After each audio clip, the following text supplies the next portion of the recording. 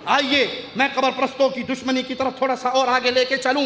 ان کی اصل دشمنی کی وجہ کیا ہے؟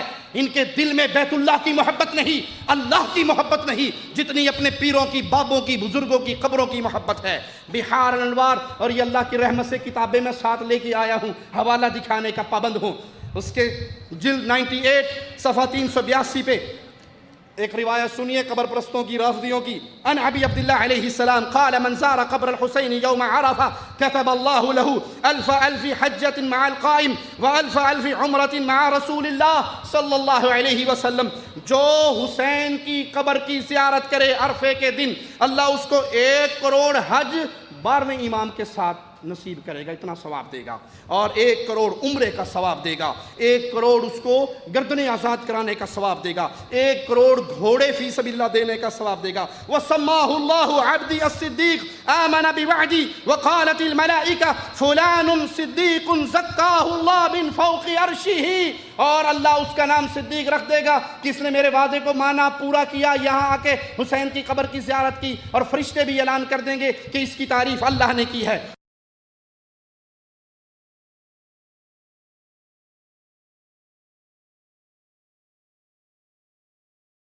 دوسری روایت سنیے قبر پرستوں کی۔ قال جعفر بن محمد علیہ السلام من زار قبر الحسین یوم عرفہ عارفا بحقہ كتب اللہ له ثواب 1000 حجۃ و1000 عمرۃ و1000 غزوۃ مع نبی صلی اللہ علیہ وسلم ومن زارہ اول یوم من رجب غفر اللہ له البتہ۔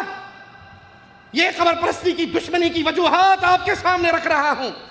جعفر بن محمد کہتے ہیں جو حسین کی قبر کی زیارت کرے عرفے کے دن، حسین کے حق کو پہچانتے ہوئے، اللہ اس کو 1000 ثواب کا، 1000 عمرے کا، اور نبی کریم صلی اللہ علیہ وسلم کے ساتھ 1000 غزوہ لڑنے کا ثواب دے گا۔ اور جس نے رجب کے پہلے دن یہ کام کیا، اللہ اس کو مستقل معاف ہی کر دے گا، ہمیشہ سارے گناہ معاف ہو جائیں گے۔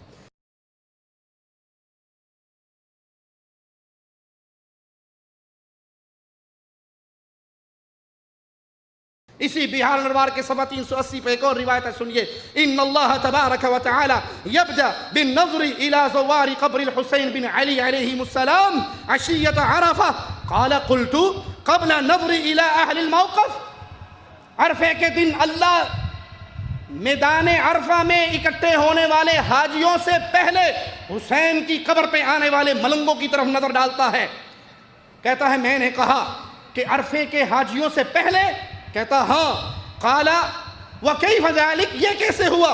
قال لأن فی اولئک اولاد زنا ولیس فی ہؤلاء اولاد زنا۔ جو عرفے کے دن حاجی اکٹھے ہوتے ہیں وہ زانیوں کی اولاد ہیں، جو حسین کی قبر پہ اکٹھے ہوتے ہیں یہ موتے کی اولاد ہے، یہ زانیہ دی اولاد نہیں۔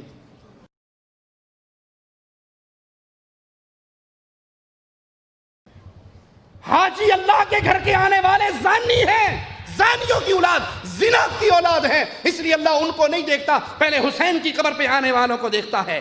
انا للہ و انا الیہ راجعون۔ اسی لیے آج تک اور آن دی ریکارڈ جرأت کے ساتھ کہتا ہوں، کسی ایرانی بڑے سرکاری آفیسر یا مذہبی رہنما نے حج، خمینی سے کوئی ایک حج ثابت کر دو خمینی نے حج کیا ہو، خامنائی نے حج کیا ہو، احمدی نے حج کیا، کوئی ایک بندے نے حج کیا ہو۔